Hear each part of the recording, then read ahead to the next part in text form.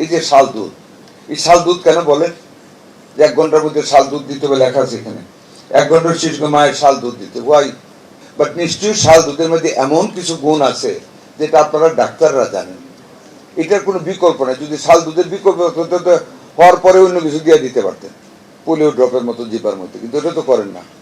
তার মানে it carries some extra weight, natural weight. আর নেচারের বিরুদ্ধে যুদ্ধ করে কিন্তু পৃথিবীতে কেউ কোনোদিন জয়লাভ করতে পারবে না। নেচারকে স্বীকার করে নেচারকে সাপোর্ট দিয়ে যেতে হবে।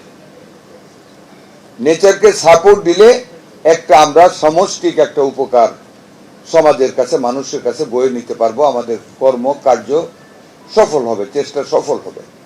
কাজে আমার অনুরোধ থাকবে আপনাদেরকে, যারা আমাদের নেতৃবৃন্দ, কর্মীবৃন্দ, ঘরে ঘরে যান, মায়েদেরকে বলা যাতে করে বাচ্চাদেরকে 6 মাস থেকে 1 বছর পর্যন্ত বুকের দুধ পান করা।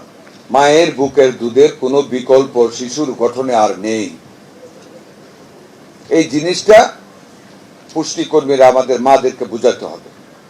আমাদের দেশের গ্রামীণ মহিলারা এখনো বাচ্চাদেরকে ওনাদের বুকের সেই আল্লাহ প্রদত্ত দুধটা খাওয়ান।